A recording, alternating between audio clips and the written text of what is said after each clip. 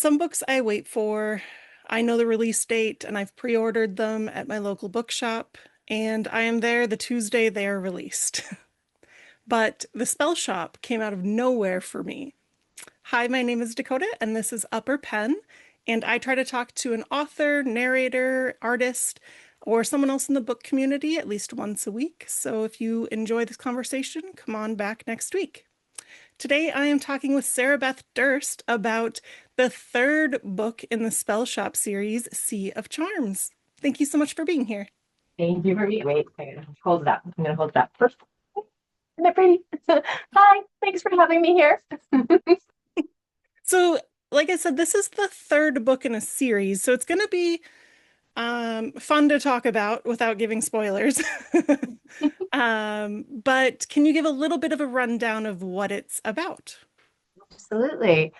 This series is a collection of standalones, really. So you can actually dip in at any moment and be completely fine. So if you want to start with Sea of Charms, you're welcome to. If you want to start with Enchanted Greenhouse, totally fine. If you want to start with the first one I wrote, which is The Spell Shop, absolutely fine. You can read them in any order. They touch on each other in the same way that the Bridgerton world touches on each other.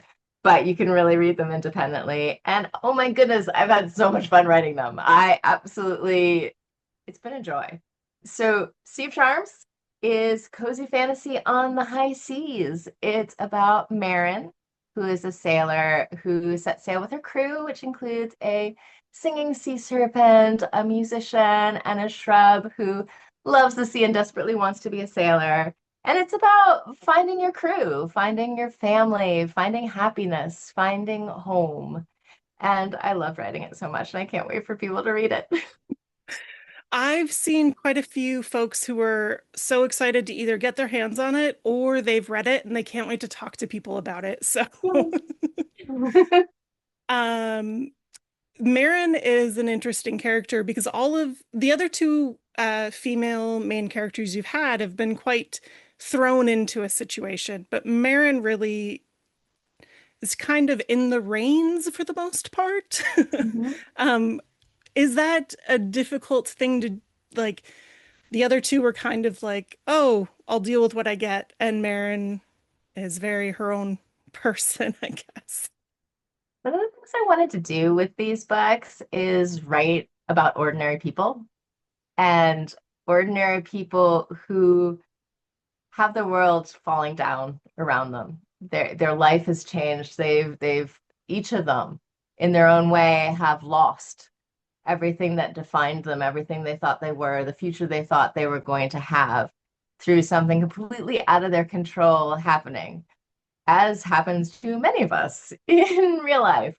And I wanted to tell a story about somebody that gets to have their happily ever after, that gets to find a new hope, a new dream, new people, and a new self for themselves. So I wanted to show different kinds of people in these situations. So in the spell shop, we have Keela, who is someone that loves books more than people and really would really rather not make any new friend. Like she's fine. She's got her best friend, the sentient spider plant, and she's good. She's done now. Terelu is the kind of person that the beginning of Enchanted Greenhouse, when she has her meet cute with the grumpy gardener that is on this island that is filled with these magical greenhouses and utterly devoid of other people. She hugs him instantly and he's horrified. But so she's the kind of person that really would like to throw their arms around the world, and the world isn't quite sure that they want this. And then Marin, she knows who she is. She knows what she wants, and she's going out there and doing her thing. And sometimes the world is a little too big to control. The storms you encounter on an ocean being the perfect metaphor for the storms of life that you encounter. So I wanted to show these very different people going out there and seizing their own magic. Because that's what I want for everybody that's out there reading it, to just be like, it's going to be okay. There's magic out there for you. You can start over even when everything falls apart. Was it a bit of a change because you used to write other fantasy stories that were much darker tonally? So was it like a breath of fresh air to do these, or were you kind of just ready for something new? Well, okay. Okay, so first off, you're right. I read a lot. I love stories. I wanted to be a writer my entire life. The Spell Shop is actually my 28th novel. Yes. And I have written all over the fantasy. I write for adults, I've written YA, I've written for kids, I've written epic fantasy, fairy tale retelling, supernatural thrillers, all across the landscape of fantasy. And I came to cozy fantasy in March 2020 because some things were going on in the world in March 2020. And I found myself going back to all these comfort reads, reading my Robin McKinley and Tamara Pierce and Diana Wynne Jones and David Eddings and Terry Brooks and Anne McCaffrey and Mercedes Lackey, all these ones that I had these core memories of reading when I was in that 10 to 12 age time, that age when like you read those books that just like stick. Um, and I found myself feeling I want to write a book that feels like this, that feels like coming home, that feels like a safe place to rest and heal. And so that's what got me going on this cozy fantasy direction. And I'm right now firmly in my cozy era and loving it so much. It's such a joy to write. But I do love all of the subgenres within fantasy. I think fantasy literature is a genre built on hope. And that's what I think books can do. Books can be this you are not alone voice in the void. So yeah, I'm loving cozy. Also love the rest. Sounds good. I actually, if you ever get a minute between writing, three novels a year, um, I want to see the fall of Elysium, I want to see the dark part. Yeah, I definitely deliberately built a world that has that darkness because what is light without that darkness? It's meaningless. You Yeah. need to have that backdrop of the world exploding so that it means something when people choose happiness. Oh. Um, so the the story takes place a lot on Marin's ship, Silver, and I keep thinking like how difficult it is it to like put people on just one location. I suppose they visit a lot of different places, but like the majority of the books feels like it's the ship?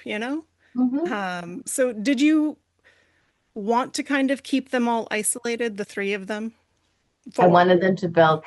I adore found family. Like, that's just one of my favorite tropes. It's so good because that message of you can always find your people. It doesn't matter if you're born to them, if you grew up with them, your people can change, but there's always people out there that will let you be yourself and value who you are and not think that you're too much or not think you have to change and not try to fix you. And a crew on a boat just seemed a natural way to explore that because you're right. They are together. They're on a boat. They have to deal with each other. And all the other reason I chose the boat was because it can move. And I could expand this world that I started playing with and be like, here's a magical island. Here's another magical island. Let's have another. It was really fun. They visit what, four islands, five islands, and the capital in this. So they're moving. They're moving around. Yeah, I deliberately did not draw a map when I wrote the spell shop because I wanted to be able to expand this world as the characters discover it for me. Oh, Well, that seems like the best way to do it though, because like I don't know, the spell shop kind of felt like a contained story, so I wouldn't have been surprised if there wasn't a follow-up. I was thrilled that there was, but thank you. I'm thrilled that I haven't had to leave this world yet. It's been so much fun to play in. um, So you said that you intentionally didn't make a map, but do you have a general idea of things that are happening in the world outside of your main characters? Oh, absolutely. I love world building. It is so much fun. I actually spent like, all right, so when I was 10, I decided I wanted to be a writer, right? I'd always loved books, but hadn't occurred to me before age 10 that like this was a thing that humans did. I just thought the books were like magically, I don't know what I thought. But once I decided, wait, people write these things, I would like to do that. I want to be in on that magic. Let me in. I didn't know how one did this. I'd never met a writer. I had the faintest clue. So I thought that what you did first was that you clearly gather up all of the scrap paper in your house, tape it together, draw the biggest fantasy map you can. And then this is, I read the phone book and I got a stack of index cards. And every time I ran across a cool name, I would write it down and assign them a magical power and a talking animal sidekick. So that is where I began. So I very much began from world building. So I've been doing this my entire life. And I adore making worlds that feel larger than the story, that feel like they can support 1,000 stories, 1,000,000 stories, because everybody out there thinks that they're the hero of their own story. And so I love making a world where other things are going on here, other things are there. It's got a history, it's got a mythology, it's got a folklore. They have stories about the constellations in the sky, and the implication that all of these little side characters you run into, they think they're the hero of their story and they're off living their life. So I love making a world where we're only seeing a little piece of it.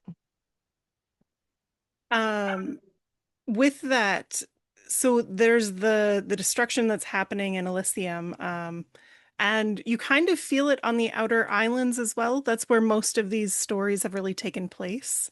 Are you planning on moving inward at any point, or are you just going to keep going outward and expanding the islands? I mean, I really am enjoying telling the story of this world through the eyes of ordinary people. I mean, I truly do love the chosen one story. I love the saving the world. I love all of that. But I really wanted to show that it's not just the 16-year-old that gets gifted the magic amulet that gets to have an adventure and love and magic, that it's everyone. I think it's especially helpful right now for people who are at least my age, who who have to go to work every day, and it's nice to just sit down and have a, smaller adventure. Yeah, I mean, the world's a lot. Life is a lot. I mean, not just in the broader world, but just there's so much pain and loss and just people being annoying that it's Yeah. nice to be able to step away sometime and inhabit this world where people are not being toxic. Or if they are, they get yeeted out of a window. Yes, exactly. Oh my gosh, how happy was I that I got to use the word defenestrate? Yeah, oh my God. I was so thrilled. I walked around all day being I got to use one of the best words in the English language in context. And it's literally followed up with the definition, like Not everybody knows the glories of the word defenestrate. they will find out in the Sea of Charms though. Yes. Yes. Um, the other thing that I keep thinking about is how interconnected these three books have been, and even the Magical Cheese Emporium, we see a little glimmer in the Sea of Charms.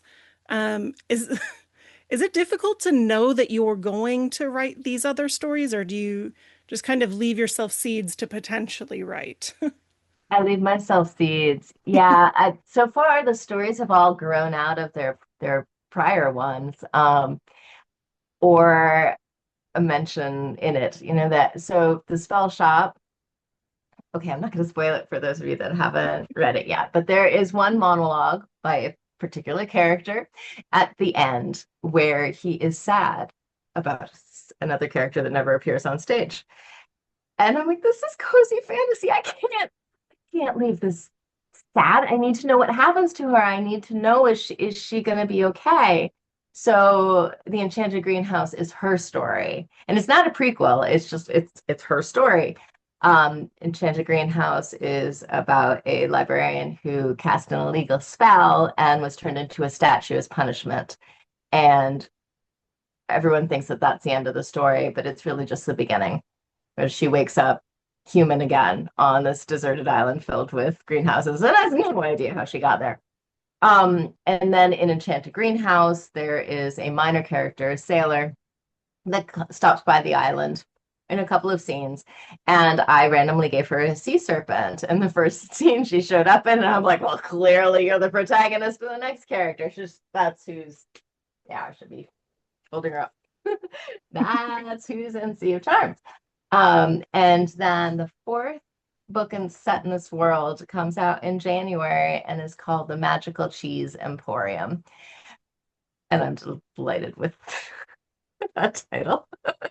I amuse myself so very much about it. Because it doesn't just play lip service to cheese. Like, I'm telling you, there's so much cheese in this book. The amount of research I had to do. The farmer's market was like, oh, she's back again. I do remember your Instagram mentioning cheese a bit. I'm quite fond of cheese. Well, okay, so in these books in cozy fantasy, there's a lot of, you may have noticed, food. Yes. I can't write without snacking. It is part of my process.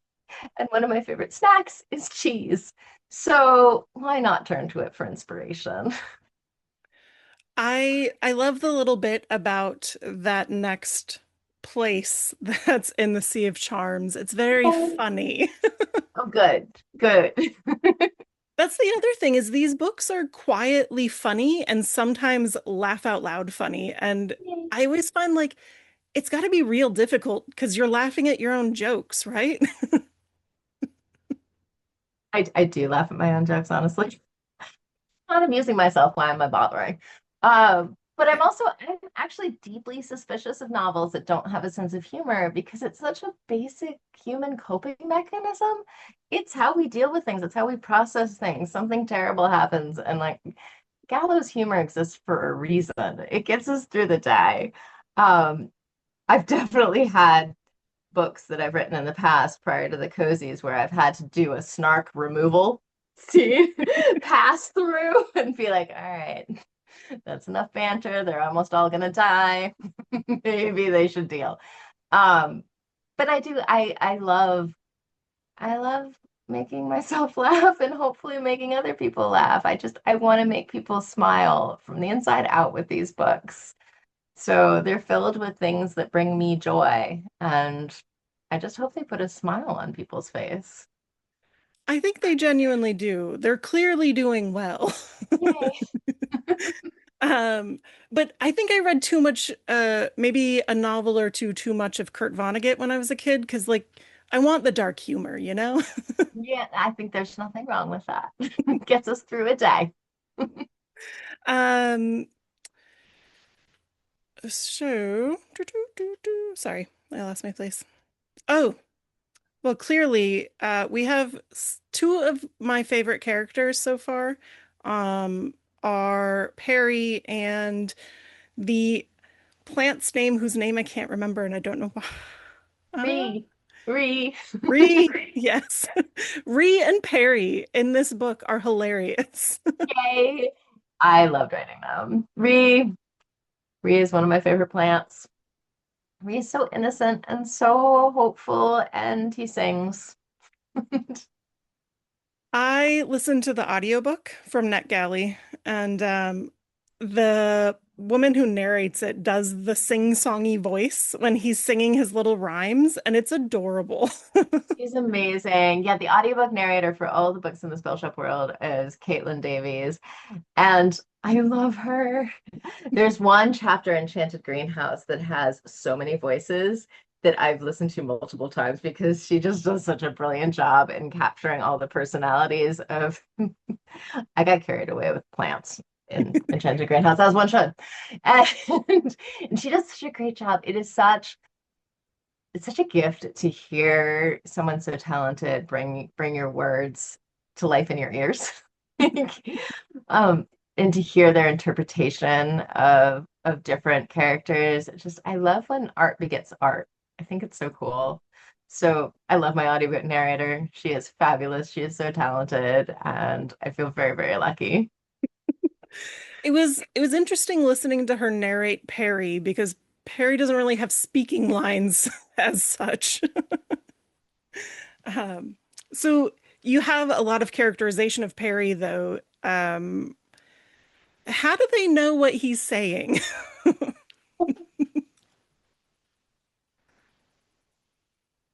I Oh, mean, Marin and Perry have been friends for a long time. Um, and it's the same way you know what your best friend is feeling, even when they don't say anything. No, that's the kind of communication they have. You can communicate with somebody even without a word. Now, if you're with somebody where your souls kind of match, you can sit side by side and read a book. You can have an afternoon in silence and feel like you've said a lot. So I have no problem with a character being non-speaking, yet having a lot to say. it's that communication across a room when you're both with somebody ridiculous, and you just Right. You make that eye contact and you're like, okay. you You know got what I this. mean. Yeah. Yes, you get that like there's a word for it. I'm forgetting what it is. That's I use the thesaurus on the computer, not for looking up fancy words like a normal human would do, but for those like ordinary words that you're just like, all right, what's the name for that flat thing that has like the four leg and you're like table. There we go. It's the worst. I have that a lot, so I get that. I once described an aquarium as a fish museum because I could not figure out the word. Well, that's perfect. I know exactly what that is. So I think that's completely reasonable. Perfectly cromulent word. Yeah, you just got to be creative. Yep, yep. Tis fine. It's probably where we get some of our best metaphors from anyway. Probably, yeah. Um, so I asked Reddit a few questions if they had any questions for you about the books, and one person who's already read Sea of Charms Yay, was thank you. wondering if you have Perry's backstory in your brain or because we find him abandoned right at the beginning of the novel. Hmm. I do. I actually, when I develop characters, I treat them all the same way I treat the protagonist, that they have a past, they have a future, they have dreams, they have hopes, they have fears. I mean, I see my job as making up imaginary friends and hanging out with them. So I like them to feel real. I mean, I really have to fall in love with my characters before I can even write them. So, yes, I know Perry's story. Will you ever have a chance to write it? I know you're so busy all the time. I read a lot. I have no work-life balance, and I'm fine with that. Like, that's a choice. I love having story be a part of my everyday, and I am happier when I'm writing. So I write all the time. I don't know whether I will specifically be telling Perry's story. I might. I don't know. We'll see. It's such a difficult, are you going to do this? Are you going to do that? Because, I mean, you haven't done it yet. Yeah, I might. I will never say never because I don't know. And there's some things I'm not allowed to talk about yet. So, and can't answer questions. And people ask me, and I'm like, no, like, I don't know. Maybe. You have to finish the book so far before it actually comes out that I'm just dying to tell everybody what's coming next. And I'm not going to do it. I'm going to be good.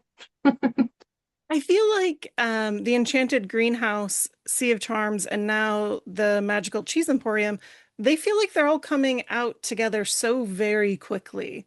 Is that my perception or is that just what's happening? No, I sped it up. You know, that whole Okay. work-life balance thing I just mentioned? Yeah, that thing.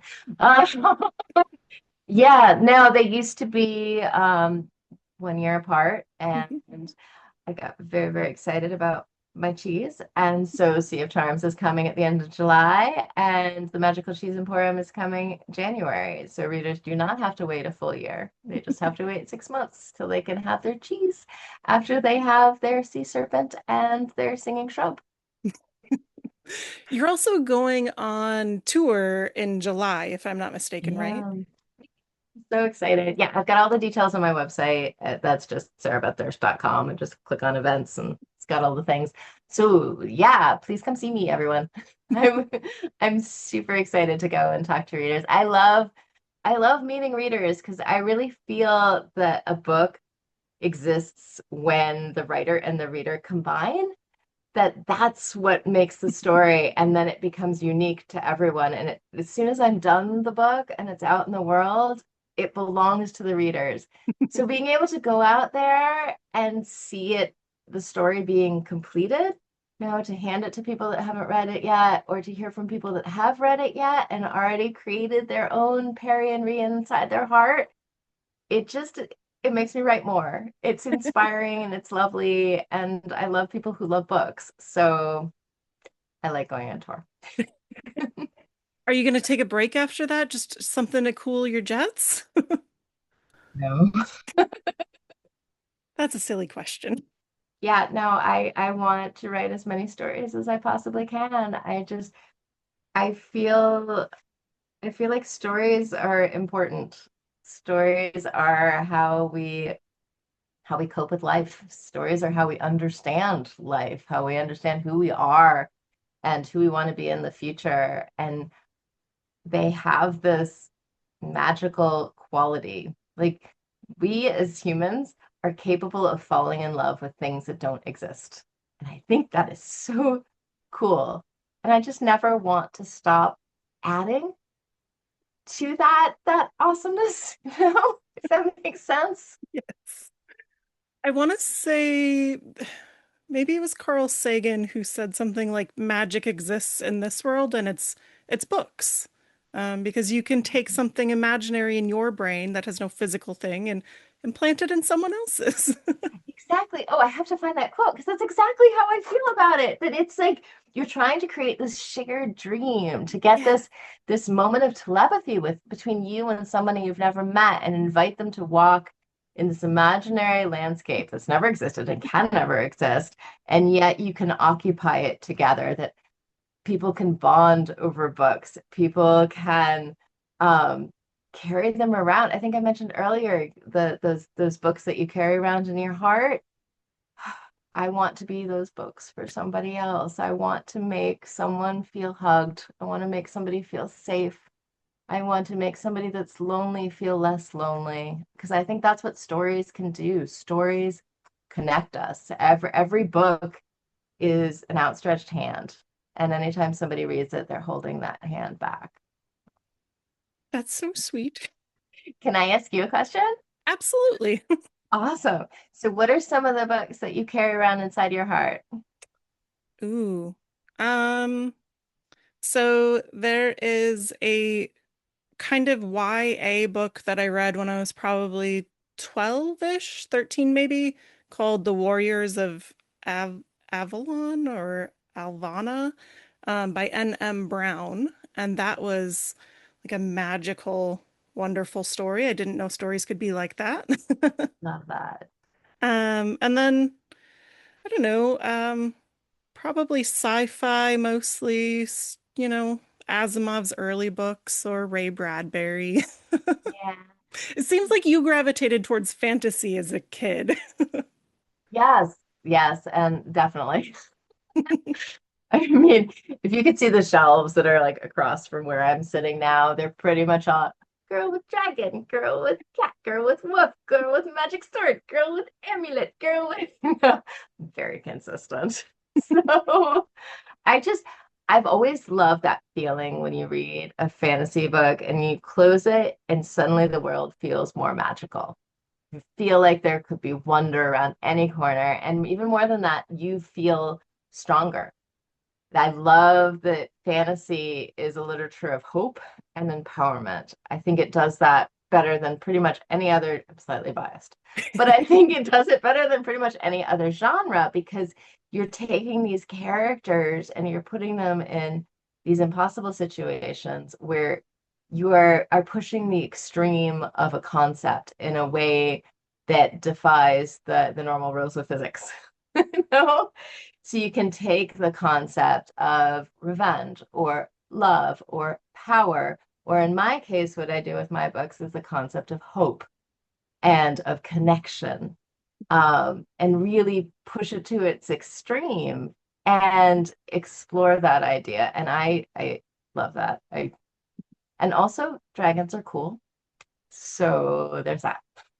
They are, and they're so vastly different in books. Like you can have any kind of dragon. Yes, absolutely. I definitely prefer the friendly telepathic ones that, Anne McCaffrey first introduced to all of us. And I want my own. I spent a very okay, I spent my childhood reading books, but every once in a while, my parents would be like, okay, she needs fresh air. Go, child, out into the world. And so I would spend the time in the woods behind my house searching for a dragon's egg. And I did not find one, so I had to write them. Well, it might be better that you didn't find one because now we get all the fantasy ones. That's, that's true.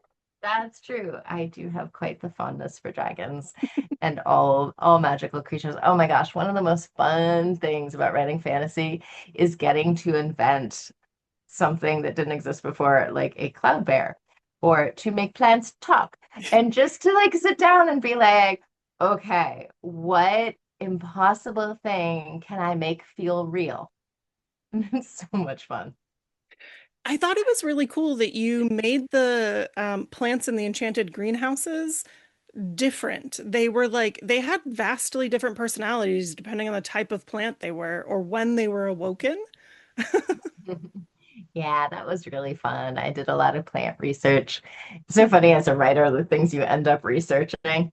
Um, like when I was working on, so the lake house, not cozy. It's a supernatural thriller. Three girls, 16-year-olds stranded in Maine, no food, no water, no shelter. And, some of the things I had to look up in order for them to survive. Cozy doesn't have quite as many of those search for history things, though. Um, I have certainly, in preparation for the Magical Cheese Emporium, watched many, many YouTubes on making mozzarella and other types of cheeses. And for Sea of Charms, I mean, I've taken sailing lessons. I have read and watched many books on sailing to get those aspects of the real in order to buy the belief in the imaginary. Have you dabbled in making your own cheese yet? Not attempted to make my own cheese because of the fear of poisoning everyone. Fair. Um, but the amount of cheese I've eaten is impressive. I know that you probably can't talk about contents, but are you working on something right now? Yes. Yes, I Okay. am. Absolutely. And it has Always. not been announced yet. So yeah. But Okay. yes, there are more books coming. Cool. Very excited. Um, but Sea of Charms was a really, really special one for me to write, just in terms of getting to really expand the world in a way that I didn't even know I'd be able to do when I wrote Spell Shop. So I am just so excited for people to travel into this imaginary world and see what's there.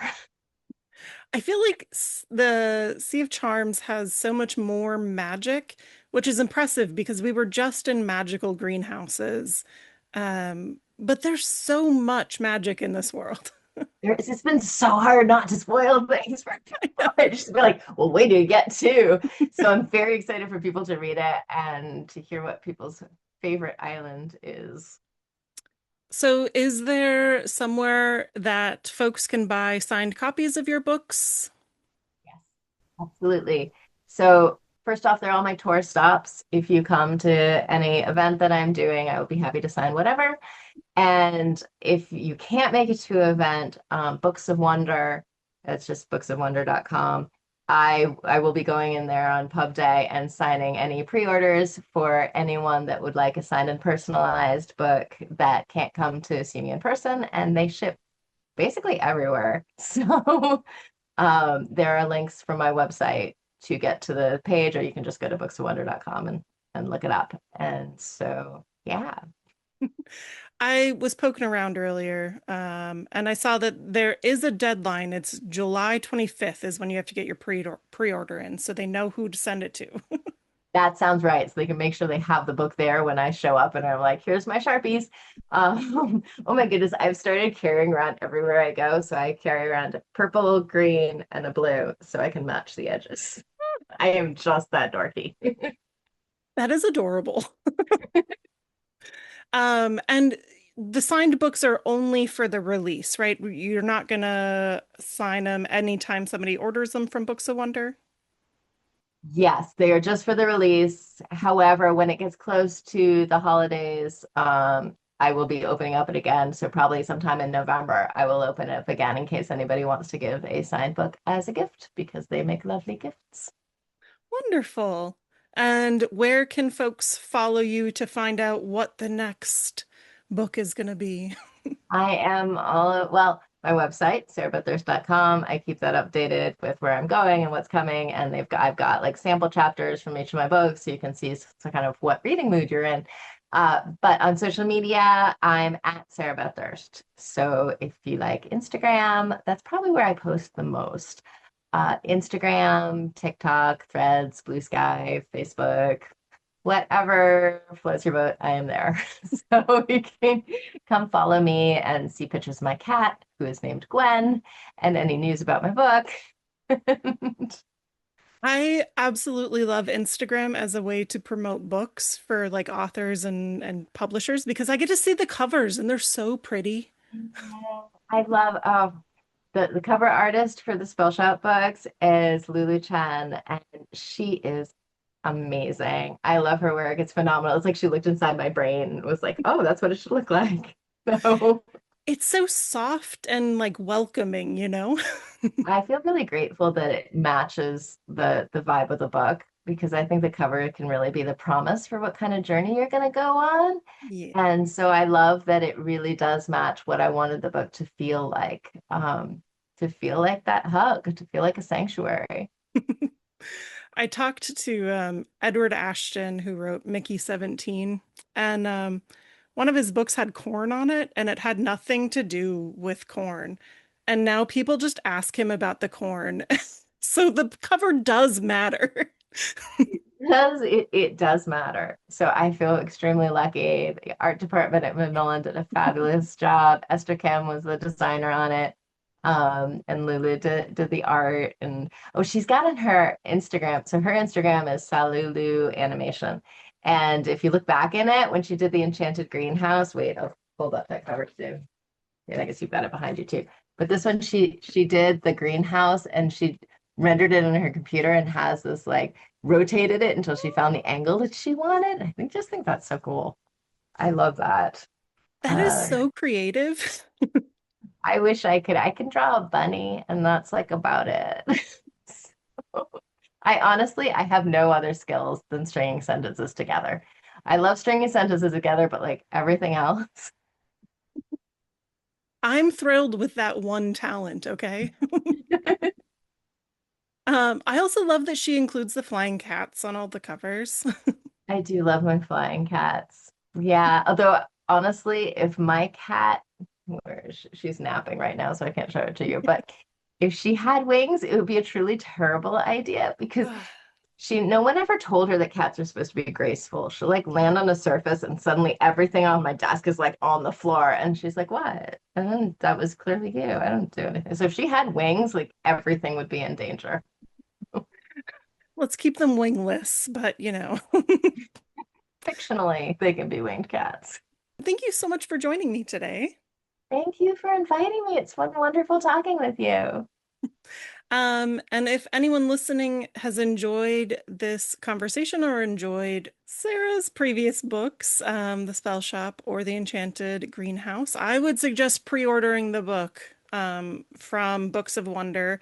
And you also have special stickers coming at a Walmart. Yeah, if you pre-order from Walmart, that you can get a pack of, they're really cute. They've got the art from the three books on them, including all the winged cats. So I think they're awesome. But really, I mean, if you pre-order it from wherever you like to buy books, if you have an indie that you love, if you love Barnes and Noble, if you love Target, like whatever place brings you joy and brings you books, that makes me happy. And if you can't afford to buy the book, reserving it at your local library does in fact help. Oh, libraries are the best. I love after a book comes out, I always go visit my library to see it all dressed up in like the plastic. I feel like the book is going to prom and it's in its dress. I have to visit it. I love libraries.